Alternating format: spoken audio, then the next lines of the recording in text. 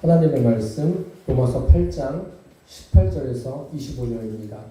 신약성경 249페이지를 찾으시기 바랍니다.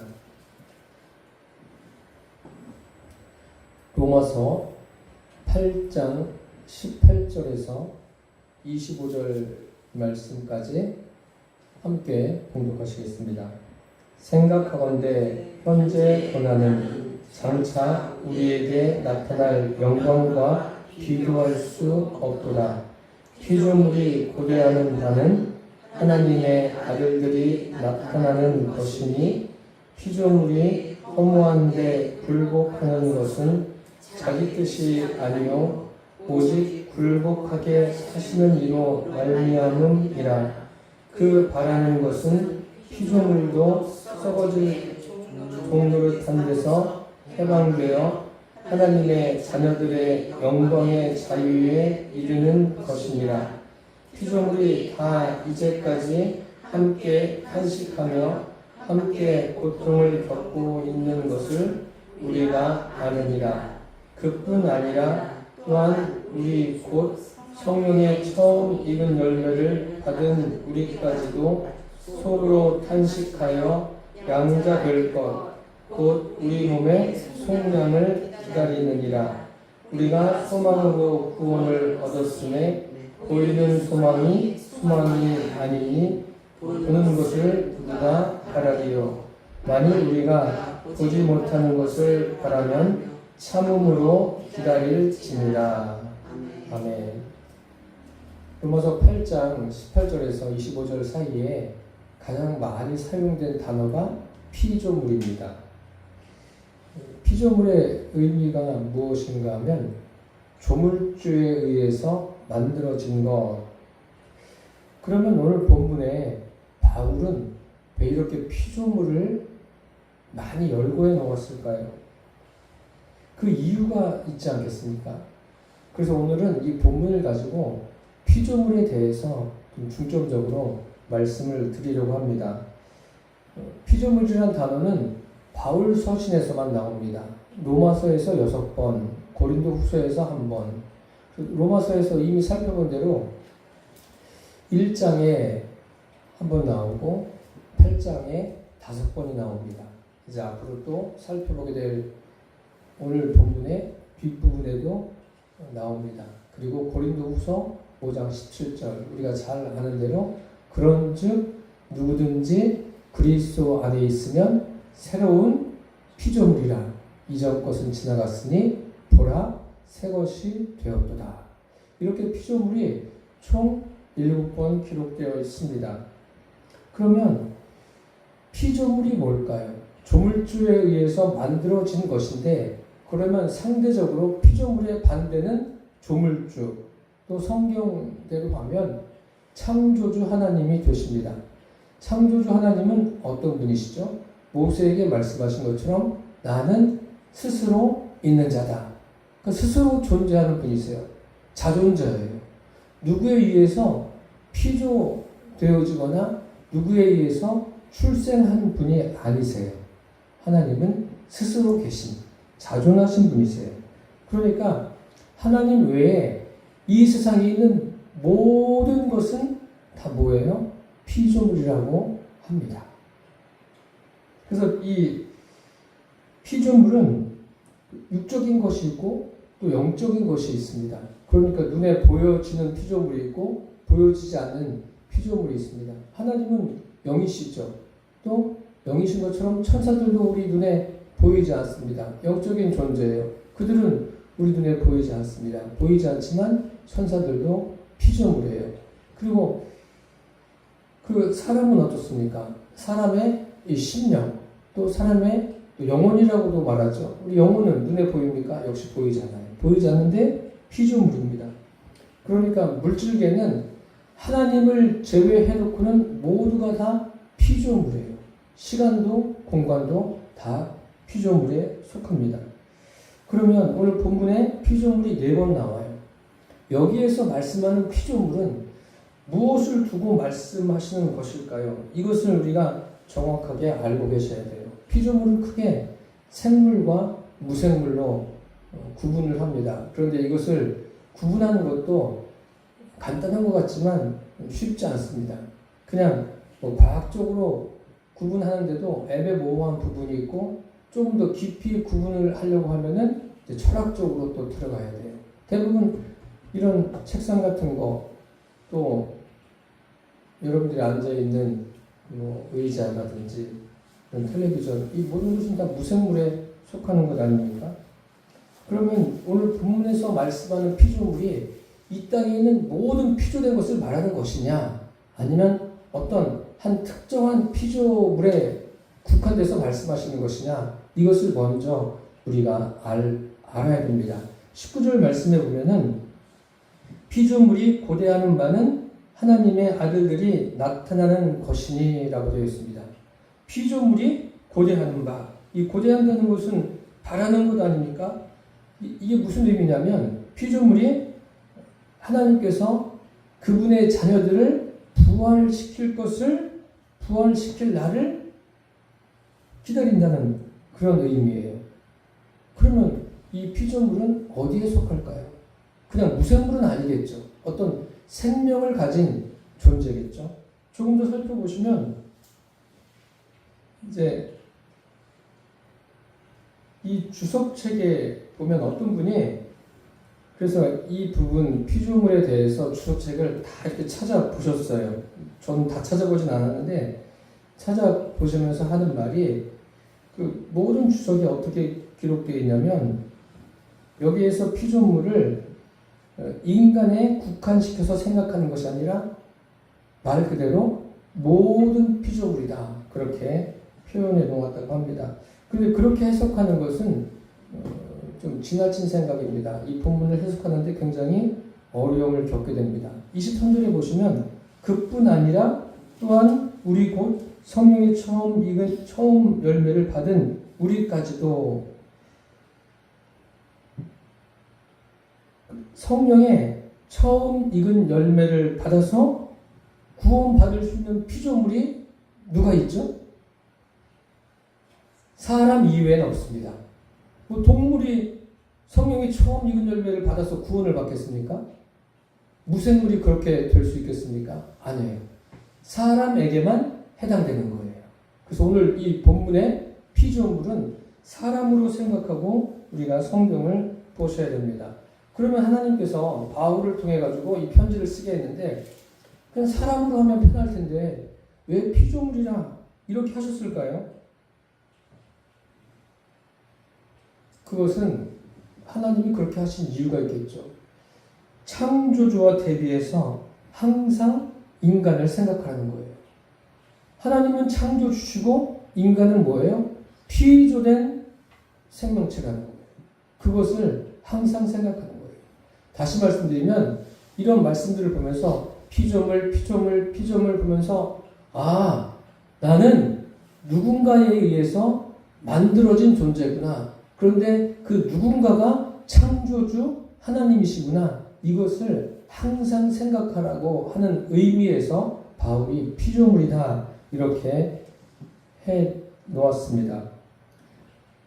그러니까 이 피조물이라는 자체가 하나님이 사람을 창조한 것을 생각하라. 그런 의미예요. 그렇게 하셔야 돼요. 그러니까 이 피조물 이 단어를 읽을 때 나란 존재는 이런 존재구나. 그렇게 알 수 있어요. 그러면 하나님이 분명히 우리를 창조하셨어요. 우리는 하나님에 의해서 창조된 사람이잖아요. 그럼 무엇을 창조하셨습니까?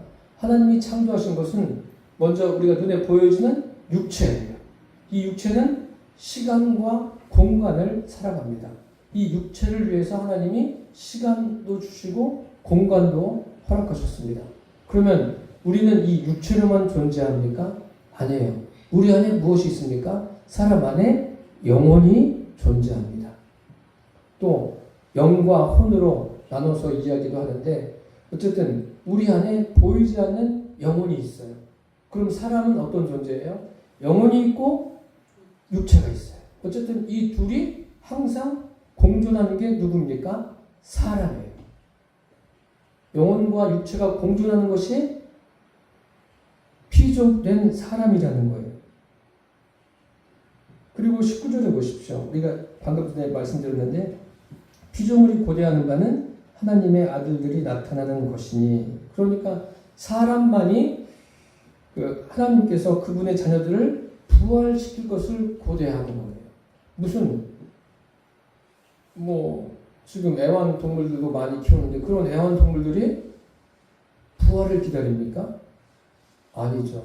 무슨 식물들이 부활을 기다립니까? 그런 게 아닙니다. 사람에게만 해당하는 거예요. 그러면 생각해 보십시오. 우리는 분명히 육체를 가지고 있고 또 영혼을 가지고 있어요. 그러면 이 둘이 공존하고 있어요.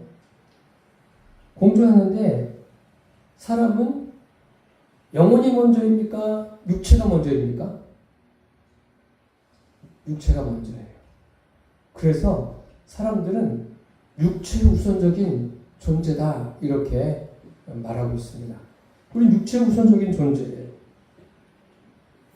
그러면 이 육체 우선적인 존재, 이 피조물이 어떻게 한다고 했습니까? 사람은 오늘 말씀에 있는 대로 21절에 보니까 그 바라는 것은 피조물도 썩어짐의 종노릇한 데서, 그리고 22절에 보니까 피조물이 다 이제까지 함께 탄식하며 함께 고통을 겪고, 피조물들도 썩어짐의 종노릇하고 허무한데 굴복하고, 그러면 썩어짐의 종노릇하고 허무한데 굴복하는 것이 뭐예요? 우리 영혼입니까? 육체입니까? 육체죠. 사람의 육체가 그렇다는 거예요. 존재가. 그럼 반대로 사람이 육체 우선이 아니고 영이 우선된다면 이런 문제는 없겠죠. 항상 육체가 누구의 지배를 받아요? 영혼의 지배를 받아요. 그런데 실제적으로 우리 사람은 그렇잖아요. 사람은 보는 게 먼저고 또 느껴지는 게 먼저고, 그게 사람 아닙니까? 그래서 아담과 하와가 또 선악과를 먹게 된 이유도 거기에 있는 거예요. 그러니까 사람은 본래부터 육체와 영혼을 가지고 있어요. 그러니까 그냥 이 둘이 갈등을 겪게 돼 있어요. 그러니까 예수님께서 제자들과 함께 기도하러 가셨다가 기도하시고 오니까 제자들이 어떻게 하고 있어요? 다 잠들었어요. 그러니까 예수님이 야단치신 게 아니라 뭐라고 말씀하십니까? 마음에는 원이로되 너희 육신이 약하다. 육신이 약하다는 것은 뭐예요? 육신이 먼저인 거예요. 마음이 없는 게 아니에요. 그들도 예수님과 함께 그냥 깨어서 기도하고 싶은 마음은 굴뚝 같은데 마음대로 됩니까? 아니에요. 육신이 고단하니까 될 수가 없는 거예요. 그게 사람이 그래서 육체가 우선이라는 거예요. 이런 육체 우선이란 존재가 하나님을 섬기고 하나님과 하나 되어 살아가기까지는 참 많은 일이 있겠죠. 그래서 우리는 먼저 사람이 어떤 존재인가 이 성경을 통해서 분명하게 알고 계셔야 돼요. 사람은 태어나면서부터 영혼과 육이 공존해요. 그러니까 이 둘이 항상 뭐가 있습니까? 갈등이 있어요. 충돌이 있습니다. 그것을 아셔야 돼요. 이미 다른 사람이 개입하기 전에 자기 안에서 이런 싸움들이 있다는 것을 아셔야 됩니다. 처음부터 사람들은 갈등 속에서 살아가는 거예요. 처음부터. 그런데 이 갈등이 또 심한 사람이 있어요. 생각보다. 그런 사람들은 다른 사람들의 이야기를 듣는 것을 힘들어해요. 듣는 것으로 인해서 더 힘들어지니까. 또 자기도 힘들어지고 타인도 힘들게 하는 그런 일들이 있습니다.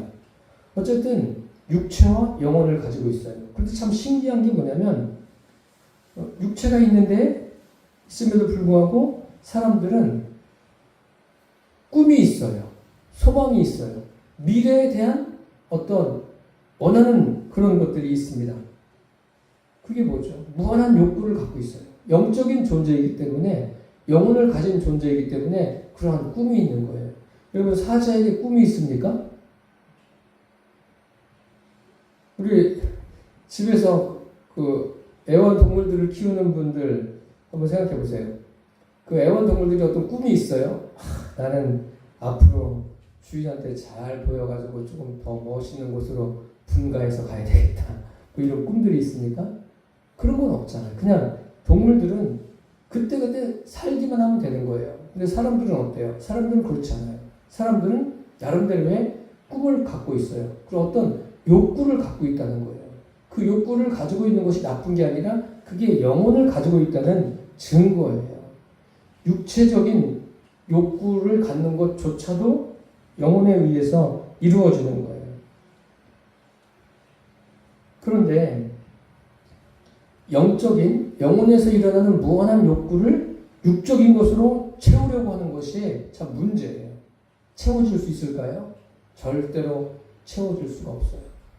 우리가 배고프면 음식을 먹습니다. 음식을 먹으면 그 배고픔이 해결돼요.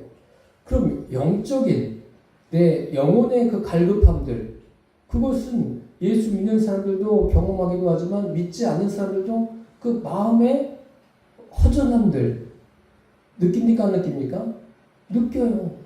그 마음의 허전함이란 게 좀 성경적으로 표현하면 그 영혼의 갈급함인 거예요. 영혼을 가진 존재이기 때문에 마음의 그 허전함을 느낄 수가 있어요. 마음이 허전하다고 해서 오늘은 마음이 허전하니까 뭐 밥을 더 많이 먹어야 되겠다. 됩니까? 밥으로? 마음이 허전하니까 또 무엇인가를 내가 해야 되겠다. 세상에 있는 것으로 충족이 되지를 않는다는 거예요. 이것이 비극이죠. 세상적인 것으로 채우려고 하는 게. 하나님의 목적은 여기 있는 게 아니에요. 그 미래를 내다보는 것, 그것은 부정적인 것만 있는 것이 아니라 긍정적인 요소도 있죠. 어떤 소망을 갖고 살아가는 것, 그 미래지향적인 것, 꿈을 갖고 살아가는 것. 역시 동물들은 꿈이 없어요. 그래서 하나님께서 사람을 그 육을 창조하시고 영혼을 창조하신 목적은 미래지향적인 것을 향해서 갈 수 있게, 미래지향적인 삶을 살아갈 수 있게 하신 거예요. 그런데 미래지향적인 것이 무엇을 위해서요? 우리 육체가 아니라 우리 영혼을 위한 미래지향적인 삶을 살기를 원하시는 것이 하나님의 목적입니다. 미래지향적이라고 다 옳은 게 아니에요. 영적인 것에 관심을 갖지 않는 미래지향적인 것은 참 굉장히 위험합니다. 하나님이 원하심을 역행하는 거예요. 고린도 후서에 보면 제가 설교 서두에 말씀드렸지만 그런즉 누구든지 그리스도 안에 있으면 새로운 피조물이라 이전 것은 지나갔으니 보라 새 것이 되었도다. 분명히 우리 새로운 존재가 되었어요. 새로운 존재가 되었다고 해서 그것이 눈에 보여지게, 우리 육신의 눈에 보여지게 확 표시가 납니까? 아니요, 그렇지 않습니다. 또 오늘 23절에 보세요. 성령이 처음 익은 열매를 받았다. 그렇게 말씀하고 있습니다. 그리고 23절 계속 읽어줄게요. 또한 우리 곧 성령이 처음 익은 열매를 받은 우리까지도 속으로 탄식하여 라고 되어 있어요. 성령의 처음 익을 열매를 받았다. 성령으로 거듭남을 의미하는 거 아닙니까? 성령님이 각 사람 안에 들어오시면 이제 우리가 성령으로 거듭나고 영생을 얻고 구원을 얻고 하나님의 자녀가 됩니다. 참 놀라운 그 신분의 변화죠. 영적인 놀라운 변화예요. 변화인데 여전히 우리 육체는 어떻습니까? 육체는 여전히 뭐예요? 육체가 더 우선적인 거예요. 주님이 내 안에 계셔도 참 이것을 우리가 잘 알고 계셔야 돼요. 전능하신 하나님이 내 안에 들어오셨어요. 그럼 우리는 의인입니까? 의인은 아니에요. 우리가 주님을 영접하면 아직은 의인이 아니에요. 우리를 어떻게 해요? 의로 인정하셔요. 주님이 들어오시면서 의로 인정하시는데 완전한 의인은 언제 되는 겁니까? 우리가 부활의 몸을 입을 때 그때는 완전한 의인이 됩니다. 지금은 어때요? 지금 상태는 우리를 주님께서 우리 안에 계시기 때문에 의롭다라고 칭해 주시는 거예요. 그래서 신학적인 용어로 의롭다고 칭한다. 그런 의미가 있습니다. 완전한 것은 부활 때 이루어진다는 것을 우리가 기억하셔야 돼요. 그렇다면 우리는 육체 우선적인 존재임에도 불구하고 무엇이 우선되어야 돼요? 내 안에 계신 성령님이 우선된 삶을 살아가야 돼요. 이것이 여러분 가능합니까? 아니 이것이 쉽습니까? 참 어떻게 보면 그렇게 될 수 있을까? 그런 생각이 들 수가 있어요. 그런데 이것이 가능한 것은 무엇으로 가능하냐면 믿음으로 되어지는 거예요. 우리 인간의 노력으로 되는 것이 아니라 내 안에 계신 성령님을 믿는 그 믿음으로 되는 거예요. 믿음 외에는 다른 방법이 없습니다. 믿음을 떠나서는 될 수가 없는 거예요. 왜요? 우리 육체는 뭐예요? 사람은 피조물이고 육체 우선적인 존재예요. 하나님이 들어오셨음에도 불구하고 내 안에 들어오셨음에도 불구하고 육체 우선적인 것을 다 벗어버릴 수가 없습니다. 그것을 날마다 버려야 돼요. 그리고 내 안에 계신 성령님으로 인해서 삶이 사라지게 되면 그것이 하나둘 내 육신적인 것이 버려지고 또 내 육신적인 것들이 성령님에 의해서 다스림을 받는 거예요. 그게 바로 그리스도인의 삶입니다. 이것을 조금 이해하기 쉽게 누에 고치와 애벌레 사이의 관계를 가지고 좀 말씀을 드리겠습니다. 육신이라는 것은 뭐냐면 마치 그 고치 안에 들어있는 애벌레와 같은 거예요. 육신이 고치예요. 누에 고치. 그리고 안에는 애벌레가 들어있어요. 그러면 이 애벌레는 그 안에서만 계속 누리는 거 아니에요. 안에서만 자기가 살고 있다가 나중에는 어떻게 하죠? 고치를 뚫고 나와서 뭐가 돼요? 나비가 되든지 나방이 되든지 뭐가 될 거 아닙니까? 그렇게 되는 과정이 있는 거예요. 나방이 되기까지 그 안에 있으면 안에서만 사는 거예요. 어떤 그 자유를 누린다고 할지라도 그 안에서만. 우리가 지금 누리는 자유가 어떤 자유죠? 성경에 보면 진리를 알지니 진리가 너희를 자유케 하리라. 제가 설교도 한 적이 있는데 그 자유를 누리는 것은 지금은 뭐예요? 우리 심령의 자유예요. 심령으로부터 자유를 누려서 그 누리는 자유가 우리 육신적인 삶에도 영향을 미치게 되어 있습니다. 그러면 이 완전한 자유는 언제 얻습니까? 그 완전한 자유는 우리가 부활의 몸을 입을 때, 육신의 장막을 벗어버리고 부활의 몸을 입을 때 완전한 자유를 얻게 됩니다. 마찬가지로 이 고치에서 애벌레가 고치를 뚫고 나와서 나비가 되었을 때, 나방이 되었을 때 완전한 자유를 얻게 되듯이 우리도 그런 과정을 거칩니다. 그런데 그 애벌레가 나방이 되어서 나오는 그 과정에서 그 과학자들이 그런 연구를, 실험을 많이 하지 않습니까? 애벌레를 이렇게 보면서 나오는데 너무 힘들어 보이니까 그것을 찢어주었다. 그런 일화는 뭐 대부분 다 알고 있는 거예요. 찢어줬더니 어떻게 해요? 나오긴 나왔는데 제대로 날지도 못하고 살지도 못했다. 그런데 그냥 놓아둔 나방은 어떻다는 거예요? 막 그것을 뚫고 날개짓을 그 안에서 막 하다가 결국은 날개에도 힘이 생겨서 뚫고 나왔을 때는 자유롭게 날아갔다. 그런 이야기가 있지 않습니까? 그게 뭐예요? 고난 아닙니까? 고난을 뚫고 나오는 거예요. 저와 여러분이 육체 우선이라고 했어요, 사람이. 그런데 육체 우선인데 이 육체를 부인하려면 그거는 고난이죠. 내가 이게 소중한데 이것을 부인해야 돼요. 육체가 우선인데 그것을 부인해야 돼요. 그러려면 고난이 따르지 않습니까? 고난의 과정이 없이는 육체 우선적인 사람이 영혼이 우선되는 그런 일은 맞이할 수가 없어요. 그래서 인생에 고난이 있는 겁니다. 고난의 과정을 통해서 우리는 무엇이 더 견고해지는 거예요? 우리의 영혼이 더 온전해지는 거예요. 영혼이 더 하나님하고 친밀해지는 겁니다. 오늘 23절에 보니까 처음 익은 열매를 받았지만 속으로 탄식한다. 여전히 고통이 있는 거죠. 그러니까 이 부활에 이르는 그런 모든 과정도 고통이 있는 거예요. 저는 예수님의 십자가를 생각해 보십시오. 예수님께서 그 모든 사람의 죄를 대속하기 위해서 십자가를 지셨습니다. 그리고 십자가에서 고난받으시고 돌아가셨어요. 무덤에 장사된 지 사흘 만에 부활하셨습니다. 이 부활하셨는데 그러면 십자가 없이 그냥 돌아가셨다가 다시 살아날 수도 있는 문제 아닙니까? 그런데 십자가의 과정이 있어야 되는 것은 뭐예요?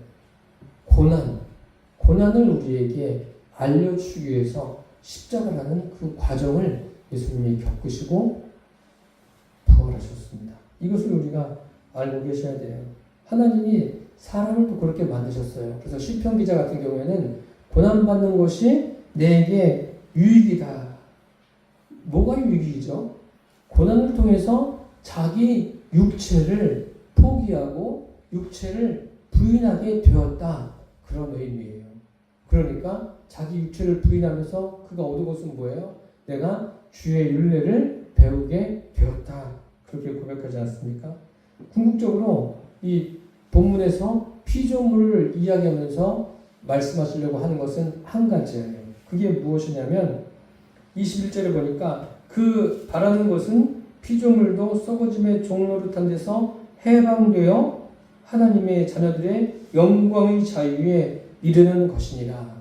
사람이 그 육체 우선적인 삶을 귀하게 여기고 그것만 알던 사람들이 이제 그곳에서 완전히 벗어나서 자유하며 하나님의 자녀들의 영광의 자유에 이르는 것.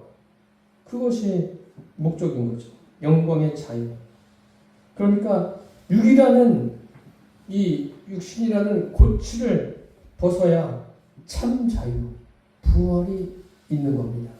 그러니까 이것은 지금 당장에 이루어지는 것은 아닙니다. 우리가 부활의 소망을 갖는다 할 때 막연하게 주님과 함께 내가 부활한다.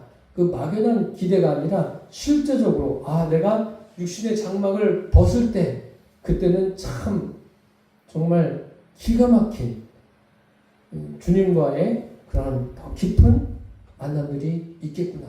그리고 마침내는 부활의 몸을 입게 되고 또 우리의 육체까지도 부활하는 그러한 은혜를 경험하게 되겠구나. 그런 소망을 우리가 갖게 되기를 바랍니다. 부활은 이제 모든 사람이 맞이합니다. 그래서 요한복음에 보면 요한복음 5장에 보면 그런 말씀이 있죠. 악한 일을 행한 자는 심판의 부활로, 선한 일을 행한 자는 생명의 부활로. 다 부활합니다. 다 부활해요. 예수 믿지 않는 사람들도 부활합니다. 그런데 어떻게 부활합니까? 그 심판의 부활은 어떻게 되는 거예요? 예수 믿지 않는 사람들은 이제 이 육신의 장막을 어떻게 벗습니까? 말 그대로 자기 혼자 벗고 혼자 가는 거예요. 주님이 거기 계십니까? 계시지 않아요. 그러니까 심판의 부활이 되는 거예요. 그러면 예수 믿는 사람들, 그 악을 행한 자는 심판의 부활로, 선을 행한 자는 생명의 부활로. 여기 악을 행했다, 선을 행했다 하니까 사람들이 착한 일을 했고 악한 일을 했고 이런 개념이 아닙니다. 주님이 그 안에 계시지 않은 사람은 악을 행하는 거예요.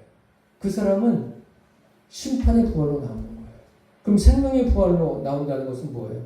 예수 믿는 사람들은 주님을 어떻게 하고 있습니까? 내 안에 영접하고 있어요. 주님은 어디에 계십니까? 나와 똑같이 내 영혼과 함께 어디 계세요? 내 안에, 육체 안에 계세요. 그래서 이 육신의 장막을 벗는 날에는 어떻게 돼요? 주님이 나와 함께 가는 거예요. 그래서 어디로 가요? 생명의 부활로 이어지는 거예요. 이해가 되십니까? 오늘 바울이 이 피조물 이렇게 하면서 말하려고 하는 게 바로 그런 거예요. 우리가 부활의 몸을 입게 될 그런 소망을 가진 자다. 그게 구원 아닙니까? 그 부활의 몸을 입게 되는 거야말로 완전한 자유를 얻는 거예요. 지금은 이제 우리의 심령에 주님이 우리 안에 계세요. 우리 안에 계셔서 주님도 육체에 같이 갇혀 계신 거예요. 그러니 얼마나 감사합니까? 나 혼자 있는 게 아니에요. 내 안에 주님이 실제로 계세요. 그러니까 삶을 살아가도 그분과 함께 가는 거예요. 이게 동행이에요. 영원한 동행이에요. 그리고 이제 우리가 육신의 장막을 벗을 때 끝이 아니라 그때부터 이제 우리가 믿던 바가 더 확실하게 우리에게 알려지는 거예요. 우리가 더 실제적으로 알게 되는 거예요. 지금은 아니죠. 지금 육신의 장막을 다 가지고 있지 않습니까? 이것을 벗는 날에 그리스도인들은 주님과 함께 이 장막을 벗는 거고, 그래서 생명의 부활에 이르게 되는 거고, 예수 믿지 않는 사람들은 안타깝게 어떻게 해요? 자기 혼자 벗어요. 주님이 거기에 계시지 않아요. 그러니까 심판의 부활로. 그래서 나중에는 영원한 불못에 들어가게 되는 거예요. 요한계시록에 기록된 대로 그런 비참한 최후가 아니에요. 비참하게 영원토록 사는 거예요. 한번 생각해 보세요. 영원토록 불못에서 그 삶이 지속된다고 생각해 보세요. 얼마나 무섭습니까? 그런데도 예수를 믿든 믿지 않든 관계가 없습니까? 아니에요. 반드시 믿어야 돼요. 반드시 예수님을 내 안에 주님으로 영접해야 돼요. 나이 든 분들이 하는 공통적인 이야기가 있죠. 세월이 빨라. 그리고 또 뭐가 있어요? 인생은 아무것도 아니야. 아무것도 아니에요. 이제 저보다 연세 많이 드신 분들, 80 넘어가는 분들, 다 얘기 들으면 똑같아요, 대답이. 그분이 다들 살아온 삶이 다른데도 그때 가서 하는 말들은 똑같아요. 참 신기하지 않습니까? 하나님이 그렇게 겪게 하시는 것 같아요. 인생을 그렇게 보게 하시는 것 같아요. 근데 젊은 사람들은 귀에 안 들어오죠. 들어올 리가 없는 거죠. 아직까지 젊음이란 내 인생은 앞으로도 더 남아있어. 그렇기 때문에 그런 거예요. 사랑하는 성도 여러분, 우리는 피조물이에요. 하나님이 여기에 이 로마서에 왜 피조물이라고 기록했는지를 잊지 않기를 바랍니다. 하나님은 창조주시고 우리는 피조물이에요. 항상 나 자신이 어떤 존재인가를 생각하며 살게 되기를 바랍니다. 우리가 육체 우선적인 존재인데 왜 은혜인지 성령님을 우리 안에 영접했어요. 주님을 영접했어요. 영접해서 하나님의 자녀가 되는 권세를 받았습니다. 그래서 우리 심령은 자유합니다. 자유하는데 살아가다가 이제 육신의 장막을 벗을 때 주님과 함께 완전한 부활의 은혜를 우리가 보게 될 줄 믿습니다. 경험하는 정도가 아니라 우리가 그 길로 들어가는 거예요. 그리고 주님이 이 땅에 다시 오실 때는 우리 육신까지도 부활의 몸을 입게 된다는 거예요. 이런 소망 가운데 저와 여러분이 하루하루 주님으로 인해서 우리에게 주어진 삶을 힘있게 당당하게 살아내시기를 바랍니다. 그래서 우리의 그러한 믿음과 삶을 통해서 구원받은 수가 우리 교회에도 더해가는 역사가 있기를 예수님의 이름으로 축원합니다. 기도하겠습니다. 살아계신 주님, 오늘 말씀에 바울이 피조물에 대해서 여러 차례 언급했습니다. 이 피조물을 통해서 주님께서 말씀하시고자 하는 것이 무엇인가를 우리에게 알게 해주셨습니다. 하나님은 창조주시고 우리는 피조물인데 영혼이 있고 육체가 있는데 육체 우선적인 존재입니다. 그런데 그러한 존재의 주님이 영접하는 자들에게 들어오셔서 생명이 되어주시고 진리 안에서 자유를 누리게 해주셨습니다. 그리고 장차 육신의 장막을 벗을 때 주님과 함께 완전한 부활에 이르게 되는 것을 알게 해주시니 감사합니다. 이 소망으로 하루하루 삶을 살아내게 하여 주옵소서. 예수님의 이름으로 기도드립니다. 아멘. 찬송가